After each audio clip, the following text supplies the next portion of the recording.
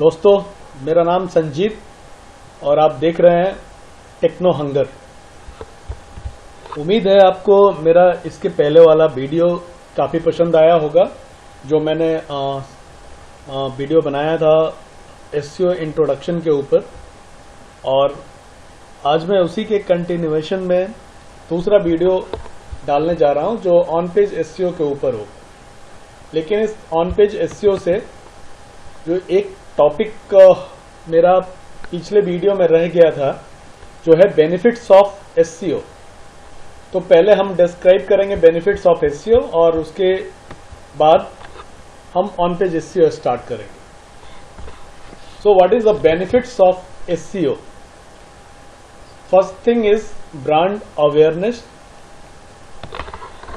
Means अगर आपने proper ढंग से अपने साइट, वेब पेज या अपने ब्लॉग का एसईओ किया हुआ है, तो आपके वेबसाइट पे जो भी सर्विसेज या प्रोडक्ट हैं उसके बारे में आपके ऑडियंस मीन्स आपके यूजर या गेस्ट जो सर्च इंजन पे आके आपके प्रोडक्ट या सर्विसेज को सर्च करेंगे, वो आपकी वेबसाइट के बारे में भी जानेंगे, क्योंकि वहां से ट्रैफिक डाइवर्ट होगी और उनको पता चलेगा कि आपके वेबसाइट पे ये सारे प्रोडक्ट्स हैं या आप ये सर्विसेज प्रोवाइड करते हो। दूसरा, creating site to rank higher in internet search results. It means we should create a site जो, और उसका एसईओ हम इस ढंग से करें कि जब भी कोई एसईआरपी पे means search engine result page पे, जिससे हम गूगल, बिंग, याहू या एमएसएन के नाम से जानते हैं, और उसमें अगर जाके वो कोई भी टर्म, एक सर्च क्वेरी टाइप करता है और उसके बाद अगर वो सर्च करता है, तो उस सर्च के जरिए वो आपके वेबसाइट या आपके वेब पेज या ब्लॉग तक पहुंचता है। तो इससे क्या होती है कि आप जितने ज्यादा ट्रैफिक्स आएंगे और जितने लोग उसके बारे में जानेंगे, इसकी वजह से गूगल आपके वेबसाइट या आपके रैंकिंग को प्रायोरिटी देता है और ये सर्च इंजन रिजल्ट पेज पे हायर में उसकी पोजीशन बन जाती है। Highest possible ROI. ROI means return on investment.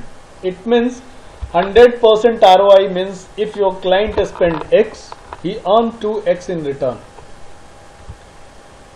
तो कहने का मतलब कि जो भी वो स्पेंड करेगा उसकी अर्निंग उससे ज्यादा होनी चाहिए। तो ये हाईएस्ट पॉसिबल आरओआई के चांसेस हैं अगर आपकी साइट का काफी अच्छे ढंग से एसईओ हुआ है। चौथा है increasing traffic to a site from internet searchers. तो जब भी कोई क्वेरी या टर्म जब सर्च रिजल्ट पेज पे सर्च करेंगे यूजर्स, तो जाहिर सी बात है कि जो आप अगर आपके सर्विसेज या प्रोडक्ट से रिलेटेड कोई क्वेरी वो सर्च कर रहे हैं, कोई टर्म वो सर्च कर रहे हैं, तो डेफिनेटली वो ट्रैफिक कहाँ डाइवर्ट होगी? वो डाइवर्ट होगी आपके वेबसाइट पे। तो इस तरह हमारे सर्च रिजल्ट पेज से ट्रैफिक जो है वो हमारे वेबसाइट की तरफ मूव होता है और ट्रैफिक इंक्रीज होती है। और पांचवा है understanding the search engine optimisation algorithm और कैलकुलेशन एज व्हाट गेस्ट और क्लाइंट में सर्च।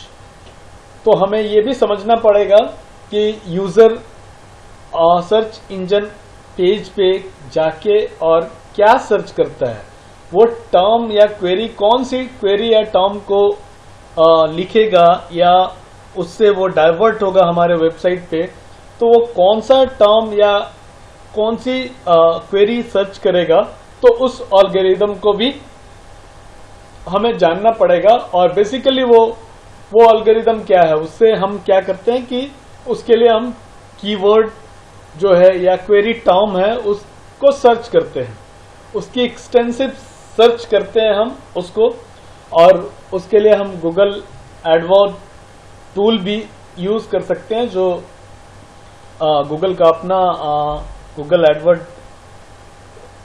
सर्च पेज है और वहां जाके हम कीवर्ड सर्च कर सकते हैं। और हम ये भी देख सकते हैं कि इसका कितना कंपटीशन है उस कीवर्ड का और उसकी CTR क्या है।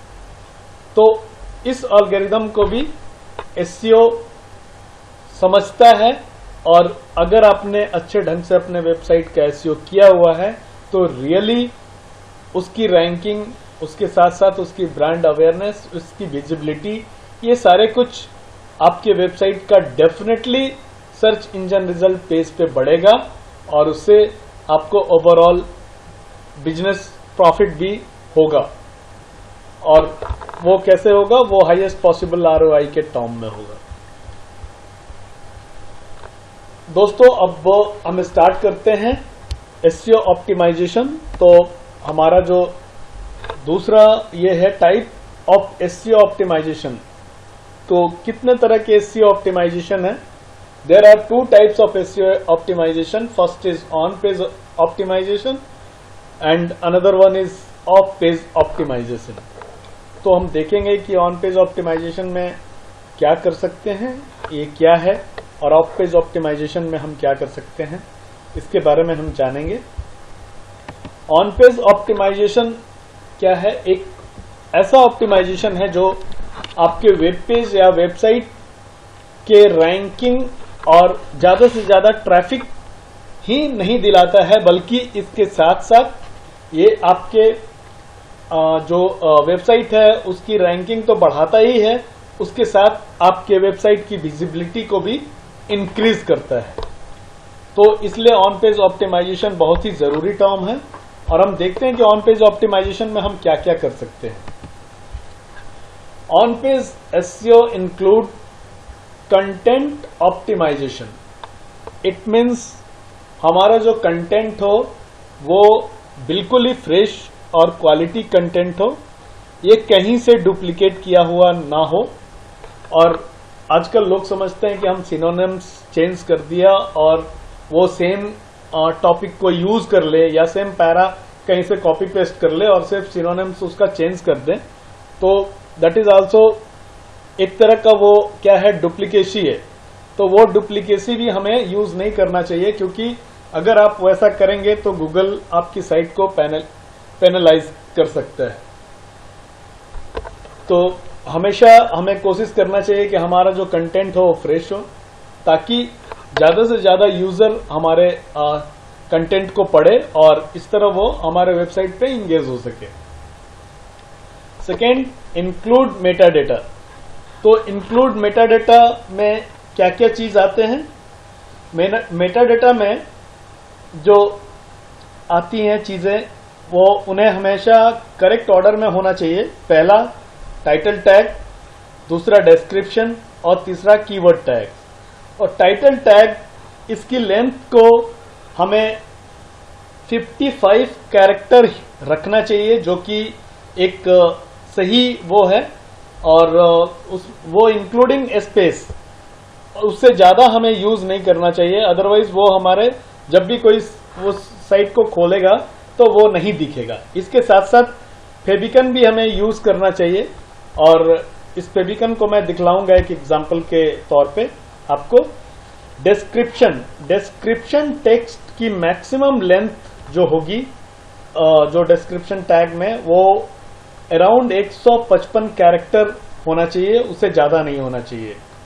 और कीवर्ड, गूगल का कहना है कि वो कीवर्ड को रैंकिंग के लिए कंसिडर नहीं करता, बट मेरा ये मानना है कि कीवर्ड आपके साइट के रैंकिंग के लिए बहुत ही महत्वपूर्ण है।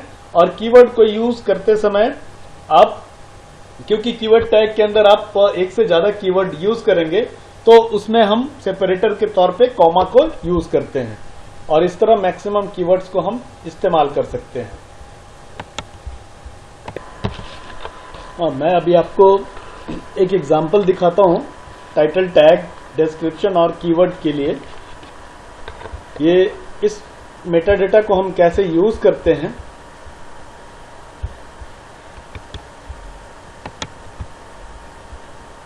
हाँ, आप देखिए, एक साइट है ट्यूटोरियल फॉर SEO, जिसमें हमने यूज किया ये मेटा टैग के अंदर, और इसमें फर्स्ट टाइटल है SEO company India, SEO advertising agency in Bangalore. और टाइटल क्लोज है यहाँ पे, टाइटल टैग। फिर मेटा नेम डिस्क्रिप्शन, ये डिस्क्रिप्शन टैग है। Content, this is their description, one of the best SEO company India has its speediest and affordable solution to your website. And third one is meta name keywords. This is keyword tag, content equal to affordable SEO company India, tutorial for SEO, tutorial for SEO, design information, and all of the keywords they have used, and with this meta tag, तो हम ऐसे use करते हैं अपने keywords को, title को और description को। साथ ही आप देखो यहाँ, ये मैं माउस का कर्सर ले गया हूं, आपको यहाँ दिख रहा है SEO कंपनी इंडिया और एक पाइप ऑपरेटर हमने यूज किया है, उसके साथ ये आ रहा है SEO एजेंसी इन बैंगलोर। और ये जो छोटा सा ये आइकन दिख रहा है, इसी आइकन को हम बोलते हैं फेविकन। तो आप यहाँ पे जैसे कर्सर को ले जा रहे हो, आपको ये दिख रहा है SEO company India and SEO advertising agency in Bangalore, और ये छोटा icon, this is called favicon. तो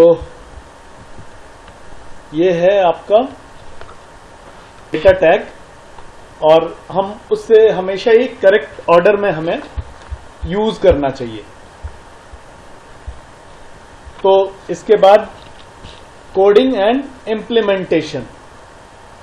हमें कोडिंग को, हमें अपने HTML टैगिंग को अच्छे से चेक करना चाहिए, और कि कहीं कोई एरर तो नहीं है या टैगिंग प्रॉपरली क्लोज्ड है, तो ये सारा कुछ हमें प्रॉपरली चेक करना चाहिए। और इसके साथ ही हम कोडिंग एंड इम्प्लीमेंटेशन कर सकते हैं।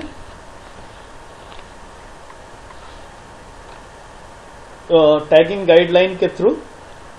उसके बाद हमारा आता है एनालिटिक सेटअप। तो एनालिटिक सेटअप क्या है? हम अपने साइट की एनालिटिक्स को कैसे सेटअप करेंगे? तो इस टॉपिक के लिए मैं आपको अगले वीडियोस में बताऊंगा, लेकिन फिलहाल मैं थोड़ा सा ये आपको डिस्क्राइब कर दूं, क्योंकि एनालिटिक गूगल एनालिटिक्स के लिए सबसे जो इम्पोर्टेंट है कि आपके पास एनालिटिक अकाउंट होना चाहिए, जो आप अपने जीमेल आईडी के साथ क्रिएट कर सकते हैं। उसके साथ साथ, और जब आपने एनालिटिक्स अकाउंट बनाया तो उसके साथ आपको वेरिफिकेशन कोड मिल जाएगा, गेट वेरिफिकेशन कोड। और इस वेरिफिकेशन कोड को आप अपने हर एक पेज पे जाके हेडर टैग के अंदर इससे पेस्ट कर दीजिए।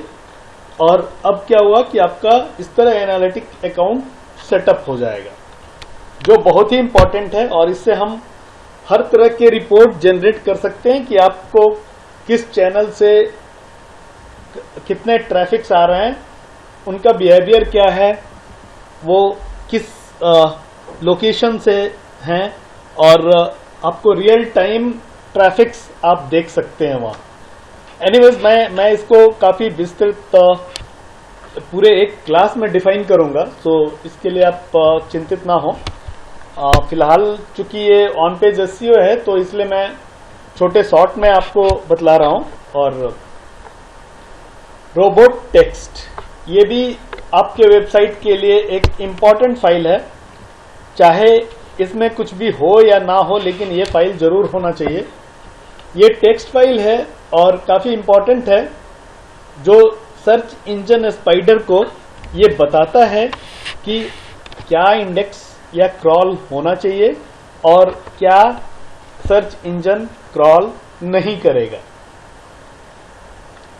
इसके साथ साथ अब हमारा जो नेक्स्ट पॉइंट है, making a site map for Google bot to crawl and index the content of your website. So what is sitemap? Sitemap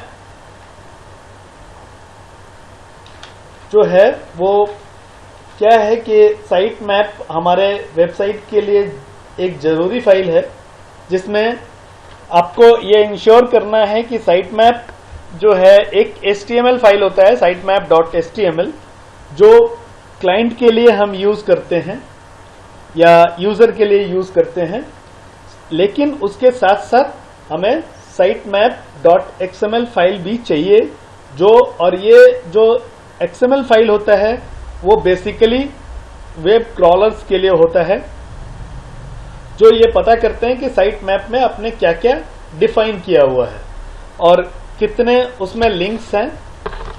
तो ये साइट मैप बनाने के लिए आप साइट मैप जनरेटर का यूज कर सकते हैं और आप ये देख सकते हैं कि ये साइट मैप आप कैसे जनरेट करेंगे। मैं आपको एक जस्ट एग्जांपल दे रहा हूं, बता रहा हूं कि आप कहां से बना सकते हैं इसे। ये है फर्स्ट जो ऑप्शन है, XML site map generator, create your Google site map online. This is official site of XML site map generator. तो आप यहां जाके अपने साइट मैप को क्रिएट कर सकते हैं। साथ ही अब हम आते हैं अपरूट ब्रोकन और डेड लिंक्स। तो ब्रोकन लिंक्स क्या है या डेड लिंक्स क्या है? जब भी इस लिंक पर आप क्लिक करेंगे तो आप पाएंगे कि आप किधर रीडायरेक्ट हो गए। आप रीडायरेक्ट हो जाते हैं 404 एरर पेज पे और ये शो करता है कि this URL does not exist, मतलब ये URL मौजूद ही नहीं है।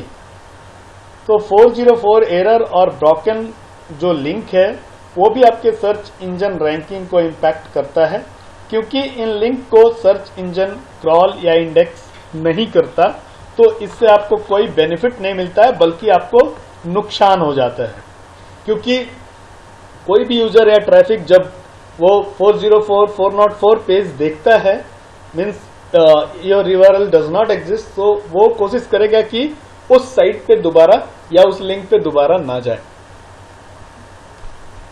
अब है टाइटल एंड डिस्क्रिप्शन ऑप्टिमाइजेशन।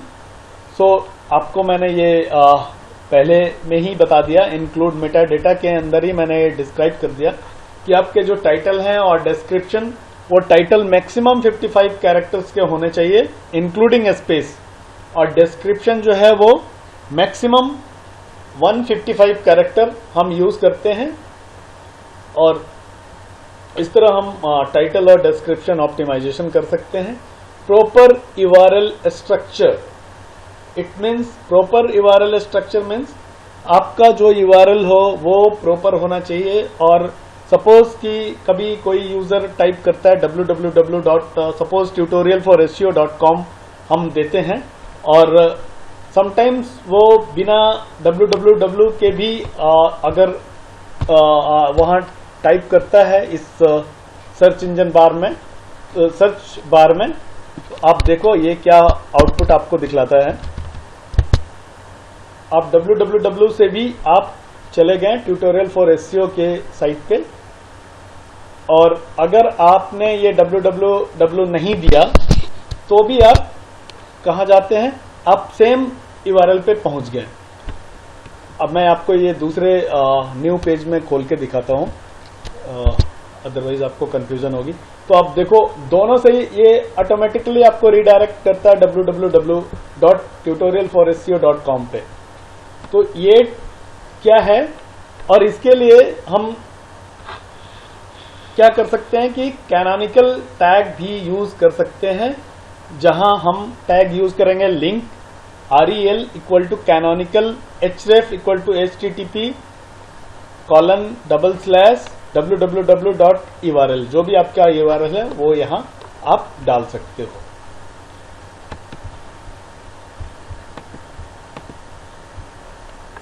हाँ, तो बेसिकली कैनोनिकल टैग मैं इसलिए बोल रहा था क्योंकि आपका जो URL है वो हमेशा स्टैटिक URL होना चाहिए इंस्टेड ऑफ डायनेमिक, क्योंकि डायनेमिक URL क्या होता है, वो एक मतलब that could be a problem, और इसके लिए हम कैनोनिकल टैग को यूज करते हैं।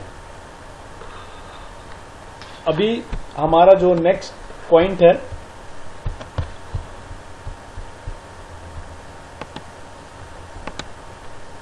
वो है कंटेंट फॉर्मेटिंग। और वो हम कैसे करेंगे? Utilization of H1 to H6 and bold, cursive और script characters and so on. तो हम क्या करते हैं कि H1 से H6 तक यूज करते हैं। H1 means first heading level, और बेसिकली इसका काफी इंपॉर्टेंस होता है। इवन वर्डप्रेस या CMS जो है वो तो डायरेक्टली ऐसे टैग्स को ऑटोमेटिकली वो जनरेट करती है, लेकिन H2 H3 का भी कुछ इंपॉर्टेंस होता है, बट आफ्टर दैट बहुत रेयरली लोग यूज करते हैं H4 to H6। बट आप अगर चाहो तो फॉर्मेटिंग के लिए यूज कर सकते हो। उसके साथ साथ कर्सिव या बोल्ड जो टेक्स्ट हैं, जो हम मीन्स Ahref के थ्रू यूज करेंगे लिंक टेक्स्ट के तरह, उसको भी गूगल काफी प्रायोरिटी देता है। तो हम इस तरह कंटेंट फॉर्मेटिंग करते हैं। Interlinking of pages on your website. तो इंटरलिंकिंग क्या है? इंटरलिंकिंग जो है वो SEO पॉइंट ऑफ व्यू से बहुत ही महत्वपूर्ण है, बहुत ही महत्वपूर्ण रोल प्ले करता है, क्योंकि proper linking gets important attention from all the search engines, जैसे गूगल, याहू, एमेजन, बिंग जो हैं वो आपके मीन्स इस प्रॉपर लिंकिंग को काफी इंपॉर्टेंस देते हैं। अतः इंटरलिंकिंग ऑप्टिमाइजेशन को काफी अच्छे ढंग से करना चाहिए, ताकि आपके सिर्फ एक इंडिविजुअल पेज ही नहीं बल्कि पूरी की पूरी साइट की रैंकिंग साथ साथ अच्छी हो। तो इसलिए इंटरलिंकिंग भी बेहद जरूरी है। अब हमारा है 404 रीडायरेक्शन पेज। और 404 रीडायरेक्शन पेज एक्चुअली क्या होता है? 404 रीडायरेक्शन पेज, जब भी सपोज कि कोई आपके कोई लिंक अगर आपके वेबसाइट पे नहीं मिलता है, तो वो सीधा एरर पेज शो करता है, और वो उसके साथ क्या दिखलाता है? This URL does not exist. तो अगर वो उस URL को नहीं दिखलाता है तो हमें उस 404 के साथ प्रॉपर रीडायरेक्शन भी हमें करना चाहिए, ताकि हम फिर से वहां से यूजर क्लिक करके और आपके वेबसाइट पे आ जाए। इसके साथ ही हमारे वेबसाइट पे 301 एंड 302 जो permanent redirection and temporary redirection pages भी करेक्ट हो, ये हमें ध्यान रखना चाहिए। उसके साथ साथ अब हम देखेंगे एक्सटर्नल लिंक। एक्सटर्नल लिंक और outbound link, what is that? Outbound link जो है वो हमारे वेबसाइट से किसी दूसरे पेज पर रीडायरेक्ट होता है। मीन्स ये एक तरह एक्सटर्नल लिंक भी कहलाता है। मीन्स हम अपने साइट से अगर उस लिंक को क्लिक करते हैं तो किसी दूसरे साइट पे पहुंच जाते हैं। तो और इसका काफी इंपॉर्टेंस होता है इस लिंक का, लेकिन इंपॉर्टेंस तब होता है जब ये लिंक रिलीवेंट हो। मीन्स आप जिस चीज के बारे में, जिस प्रोडक्ट या सर्विसेज के बारे में अपने वेबसाइट पे लिख रहे हो या बता रहे हो यूजर को, वो आप जिसको लिंक दे रहे हो वो भी उसी टॉपिक से रिलेटेड वेबसाइट होना चाहिए, और तब गूगल आपके साइट को प्रायोरिटी देता है और वो समझता है कि आपका साइट जो है वो क्वालिटी कंटेंट उसमें है और वो एक सेंटर पॉइंट है क्वालिटी का। तो इसलिए अगर आप लिंक किसी भी एक्सटर्नल लिंक को दे रहे हो अपने वेबसाइट से, तो आप हमेशा ये ध्यान रखो कि आपने अपनी साइट की रैंकिंग और साथ में अथॉरिटी किसी दूसरे वेबसाइट से शेयर किया है। तो इससे कभी भी आप अनरिलेवेंट वेबसाइट को लिंक ना दो, और अगर आपने ये लिंक किसी साइट को दिया है जो कि इररिलेवेंट है, तो उसका आपको बहुत अच्छा इम्पैक्ट गूगल की तरफ से नहीं मिलेगा और ना ही उसका आपको बेनिफिट मिलेगा, बल्कि आपको गूगल पेनलाइज कर सकता है। और आपको ये भी देखना चाहिए कि आप अगर किसी साइट को कुछ एक्सटर्नल लिंक दे रहे हो तो आप हमेशा आपको चेक करना चाहिए कि उसका पीआर रैंकिंग क्या है और उसका स्पैम स्कोर भी कम होना चाहिए, ताकि आपको उसका बेनिफिट मिल सके। और साथ ही साथ इसमें दो और टर्म आते हैं, नो फॉलो और डू फॉलो, ये भी लिंक के साथ आएंगे। तो दो तरह के लिंक होते हैं, no follow and do follow. ये भी मैं डिस्कस करूंगा आगे की वीडियोस में, लेकिन मैं एक छोटे फॉर्म में इसको बदला दूं कि नो फॉलो जब भी हम यूज करते हैं, इट मीन्स कि सिर्फ यूजर रीडायरेक्ट होता है, बट गूगल या गूगल बोट उसको कभी क्रॉल नहीं कर पाता। इट मीन्स उसका बेनिफिट आपको या उस वेबसाइट को नहीं मिलता है और आप नहीं चाहते हो कि गूगल उसको क्रॉल करे, लेकिन आप यूजर को उस वेबसाइट पे डायरेक्ट कर रहे हो। लेकिन डू फॉलो से क्या होता है कि डू फॉलो में अगर आपने कुछ भी नहीं किया है, अगर नॉर्मल लिंकिंग दी है तो ये ऑटोमेटिकली डू फॉलो हो जाता है। मीन्स कि अगर वो साइट आपके साइट से रिलीवेंट साइट है तो आपको डेफिनेटली उसका लिंक जूस मिलता है और उसका बेनिफिट आपको गूगल देता है, और इससे आपके रैंकिंग को काफी इम्पैक्ट पड़ता है और आप इससे आपकी प्रायोरिटी अच्छी होती है गूगल सर्च इंजन पेज पे।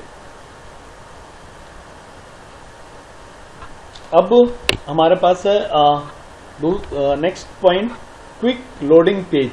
मतलब आपका जो पेज है, जब भी कोई यूजर आपके वेबसाइट या आपके सर्विसेज या आपके प्रोडक्ट को सर्च करे सर्च टर्म से, तो आपकी अगर वहां से वो रिडायरेक्ट हो आपके वेबसाइट पे, तो आपका वेबसाइट पेज तुरंत ही लोड होना चाहिए। मीन्स 4 सेकंड के अंदर लोड हो जाना चाहिए। अगर वो 4 सेकंड के अंदर लोड नहीं होता है, इट मीन्स कि वो आपके साइट पे दोबारा फिर वापस नहीं आएगा। इट मीन्स आप लूज करोगे उस ट्रैफिक को। सो बेटर है कि आपकी लोडिंग स्पीड भी काफी अच्छी होनी चाहिए। अब है इमेज या पिक्चर ऑप्टिमाइजेशन। तो image file naming, image size, extension और यूज ऑफ अल्ट टैग, इन सभी चीजों का ख्याल हमें रखना चाहिए इसके लिए। नेक्स्ट है कीवर्ड रिसर्च। कीवर्ड रिसर्च जो है वो काफी एक्सटेंसिव रिसर्च है और ये तुरंत ही समाप्त होने वाला नहीं है, ये एंड होने का प्रोसेस नहीं है, ये हमेशा ही चलता रहता है। क्योंकि आपको अपनी रैंकिंग को सही ढंग से ऊपर वेब सर्च इंजन पेज पे रखने के लिए आपको ये हमेशा इसके लिए आपको देखना पड़ेगा, आपको रिविजिट करना पड़ेगा। तो ये एक ऑनगोइंग प्रोसेस है जो कभी भी एंड नहीं होता। It starts with extensive research and also it is most important part of your SEO checklist. अब है रिपोर्ट जनरेशन। तो रिपोर्ट जनरेशन के लिए हम क्या करते हैं, अपने साइट की एनालिसिस को चेक करने के लिए, साइट एनालिसिस के लिए हम ओ रैंक या एसईएम रस को यूज करते हैं। ये टूल्स हम इजिली यूज कर सकते हैं और वहां से हम देख सकते हैं कि हमारे साइट की एनालिसिस क्या है, एनालिसिस रिपोर्ट क्या है और क्या एरर्स हैं। वहां से हम इसको देख सकते हैं और फिर हम अपने वेबसाइट को चेक भी कर सकते हैं। और ये basically this tools are used for on page SEO.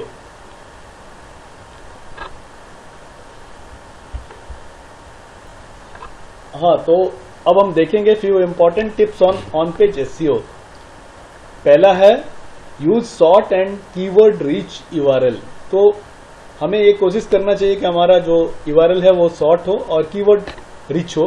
Means हम कीवर्ड का यूज यूआरएल के अंदर कर रहे हैं। और एक चीज का हमें विशेष ध्यान रखना चाहिए कि यूआरएल कभी भी अंडरस्कोर, क्वेश्चन मार्क, %, या कोई स्पेशल कैरेक्टर यूज ना कर रहा हो। और these are alpha characters and do not isolate words. Always use hyphen to separate words within URL. तो आपको hyphen यूज करना चाहिए और अंडरस्कोर, क्वेश्चन मार्क, %, या कोई स्पेशल कैरेक्टर, ये सब कभी भी यूज नहीं करना चाहिए। Always start title with and with keywords. तो आपको कोशिश करना चाहिए कि आपका जो टाइटल टैग है वो मोस्ट क्रिटिकल है ऑन पेज एसईओ में। ऑन पेज एसईओ का मोस्ट क्रिटिकल वेरिएबल है, तो आपको ये कोशिश करना चाहिए कि वो हमेशा आपका जो कीवर्ड हो वो आपके टाइटल में हो। मतलब कि आपका जो टाइटल टैग स्टार्ट हो रहा है, कोशिश करना चाहिए कि वो कीवर्ड से स्टार्ट हो। तो इससे क्या होता है कि आपके क्रॉलर्स या सर्च इंजन जो है उसे ज्यादा वेटेज देंगे। अब तीसरा है यूज ऑफ मल्टीमीडिया। गूगल कभी भी आपके इमेजेस या फोटोज को क्रॉल नहीं करता, लेकिन फिर भी मेरा ये मानना है कि आपको अगर ज्यादा से ज्यादा ट्रैफिक या उनकी इंगेजमेंट चाहिए तो आपको इमेज, फोटो या ग्राफ को जरूर यूज करना पड़ेगा अपने वेबसाइट पे। और क्योंकि जब आप यूज करेंगे तभी ज्यादा इंगेजमेंट होगी यूजर्स की, और इससे आपका बाउंस रेट भी कम रहेगा, और साथ ही आपके वेबसाइट पे जो है वो यूजर का जो टाइम होगा वो ज्यादा से ज्यादा रहेगा। प्रॉपर आउटबाउंड लिंक, तो अभी मैंने आपको थोड़ी देर पहले ही डिस्कस किया आउटबाउंड लिंक के बारे में। इसके पहले तो आप बेहतर ढंग से समझ चुके होंगे कि जो हम लिंक देते हैं वो रिलेवेंट लिंक होना चाहिए, और उसकी पीआर रैंकिंग अच्छी हो उस साइट की, एक्सटर्नल साइट की, और साथ ही उसका जो स्पैम स्कोर है वो कम होना चाहिए। तो गूगल इससे व्हाइट हैट टेक्निक्स मानता है और आपको ज्यादा से ज्यादा प्रायोरिटी देता है, और वो समझता है कि आपका जो साइट है या पेज है वो एक क्वालिटी डेटा का सेंटर पॉइंट है। अब जो इंपॉर्टेंट पॉइंट है फिफ्थ, तो उसमें क्या है कि आपके पहले जो इनिशियल टेक्स्ट है उसमें 100 to 150 वर्ड्स के बीच कीवर्ड कम से कम यूज जरूर होना चाहिए। Use of H1 tag. H1 tag क्या है? वो आपका मेन हेडिंग है, और मैंने अभी बताया आपको कि CMS जो है similar to WordPress, Magento and so many CMS are there now. Naturally वो क्या करते हैं कि H1 टैग्स को आपके ब्लॉग एंट्री में ऑटोमेटिकली ऐड कर देते हैं। This is an important tag, और ये आपके वेब पेज पे जरूर ही अपीयर होना चाहिए। ऑप्टिमाइज्ड लोडिंग स्पीड, ये भी है कि आपके आपका जो वेब पेज है, वेबसाइट है, वो 4 सेकंड के अंदर लोड हो जाना चाहिए। नहीं तो वो क्या होता है कि 70% ऑफ यूजर जो है वो आपके वेबसाइट पे दोबारा कभी रिटर्न नहीं होंगे, और वो सोचेंगे कि ये काफी लेट रिस्पॉन्स टाइम है तो वो आना नहीं चाहेंगे। इसका मतलब आपसे उससे एंगेजमेंट उनका घटेगा और ट्रैफिक आपके वेबसाइट पे कम होगी। तो इसका काफी ध्यान रखना चाहिए।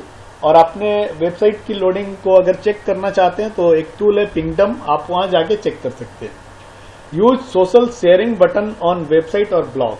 सोशल शेयरिंग क्या होता है कि वो आपके वेबसाइट पे जो है ट्रैफिक को इंक्रीज करेगा towards your site from social sites like Facebook, Google plus, और काफी सारे टम्बलर, बहुत सारे हैं, जहां से आपको क्या होगी कि अगर आपने बटन यूज किया है अपने ब्लॉग या वेबसाइट पे तो आपको डुअल प्रायोरिटी मिलेगी दोनों तरफ से, और ये एक तरह का क्वालिटी बैकलिंक है।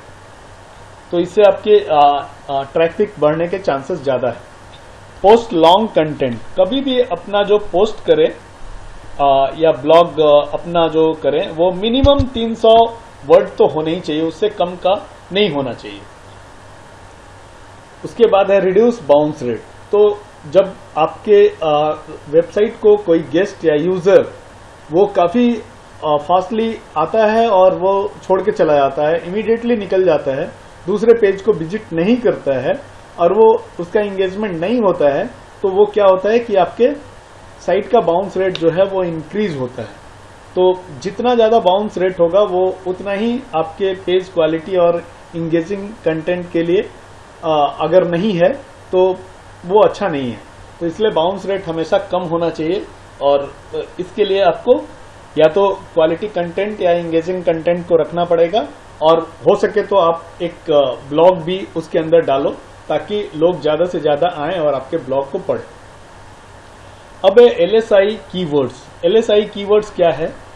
ये एक तरह का इक्विवेलेंट वर्ड है जो आपका मेन फोकस्ड कीवर्ड है उसके जैसा, लेकिन गूगल क्या करता है कि इसको ज्यादा इंपॉर्टेंस देता है और वो समझता है कि ये क्वालिटी कंटेंट, क्वालिटी कीवर्ड है। इसका बेसिकली जो फुल फॉर्म है लेटेंट सिमेंटिक इंडेक्सिंग कीवर्ड। आप इसे सिनोनिम्स ऑफ एक्चुअल और सिमिलर एंड रिलेटेड कीवर्ड भी बोल सकते हैं। और गूगल LSI कीवर्ड्स को मतलब ज्यादा मोर नेचुरल और ऑर्गेनिक समझता है और इससे रैंकिंग में भी आपको बेनिफिट मिलता है। लेकिन एक चीज का जरूर आपको ध्यान देना चाहिए कि कभी भी आप कीवर्ड की कास्केडिंग ना करें, ज्यादा से ज्यादा कीवर्ड बहुत ज्यादा यूज नहीं करें और कोशिश करें कि आपके जितने भी वर्ड्स हों उसके अंदर 1 to 3% ही कीवर्ड्स का इस्तेमाल होना चाहिए, उससे ज्यादा नहीं यूज करना चाहिए। अभी है 12th number H2 S3 tagging heading labels. तो H2 S3 जो है वो बहुत ही इसेंशियल नहीं होता है, लेकिन फिर भी आपको H2 S3 में भी कोशिश करना चाहिए कि अगर उसमें कीवर्ड्स हैं तो आपको एक एडेड एडवांटेज मिलता है। Optimise image. Always be careful using file name and alt tag. I would suggest keep both file naming as well alt tag as your targeted keyword. तो अपने फाइल नेमिंग में भी और जो आपका अल्ट टैग है वहां जरूर ही अपने कीवर्ड का यूज करना चाहिए। Thank you so much. मुझे उम्मीद है कि आप सबों को ये सेशन काफी पसंद आया होगा और अगर आपने अब तक मेरा चैनल सब्सक्राइब नहीं किया है तो आप जरूर सब्सक्राइब करें और साथ में उसके बगल में जो नोटिफिकेशन का बेल है उससे भी क्लिक करें ताकि मैं जब भी कोई नया वीडियो अपलोड करूं तो आपको उसकी नोटिफिकेशन मिल जाए और आपको ज्यादा से ज्यादा हमारा वीडियो देखने को मिले।